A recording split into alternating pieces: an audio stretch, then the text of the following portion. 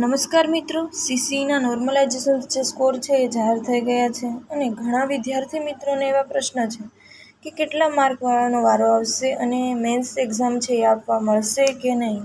તો જોઈએ મિત્રો, જો જે પણ વિદ્યાર્થી મિત્રોને 40 માર્ક થાય છે તે બધા જ વિદ્યાર્થીઓએ મેન્સની તૈયારીમાં રહેવું. અને તો આવા વિદ્યાર્થીઓને પ્રશ્નોને ધ્યાનમાં રાખીને આપણે એક ઓફિશિયલ વેબસાઇટ છે તે નોટિફિકેશનમાં તો કે ગૌણ સેવા પસંદગી મંડળના જાહેરાત ક્રમાંક 212 અને જે સીસીઈનું 2023 અને 24 વર્ષને ધ્યાનમાં રાખીને અને આપણે 212 નંબરની જે જાહેરાત કરવામાં આવી છે તો તેની અંદર આપણે જોઈએ કે કેટલાનું સિલેક્શન થશે અને કેટલા લોકોને ચાન્સ મળશે. જ્યારે નોટિફિકેશન આવી ત્યારે તમે જોઈ શકો છો કે 4/1/2024 અને 31/1/2024 દરમિયાન અરજી કરી શકો છો.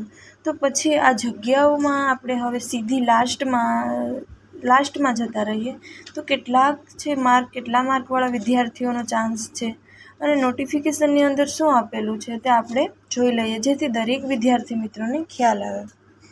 તો જોઈએ મિત્રો કે જે પ્રાથમિક પરીક્ષા તથા મુખ્ય પરીક્ષા માટે ઉમેદવારોએ આપેલી પરીક્ષામાં મેળવેલ ગુણનું ન્યૂનતમ ગુણોત્તર ધોરણ 40% રાખવામાં આવેલ છે. કેટલા મિત્રો?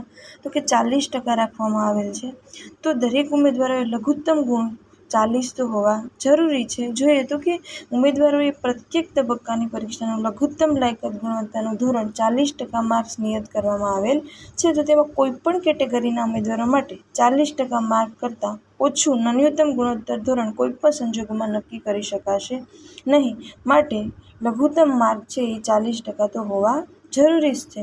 જો મિત્રોએ 40% માર્ક હોવા જરૂરી છે, તેથી જો જે મિત્રોને 40% માર્ક કરતાં પણ ઓછા હોય તો એવા મિત્રોએ હમણાં ઘણી બધી એક્ઝામ આવી રહી છે, જેવી કે કોન્સ્ટેબલ છે, પીએસઆઈ છે, જીપીએસસી, એસટીઆઈની છે, તો તેની તૈયારી ચાલુ કરી દેવી મિત્રો.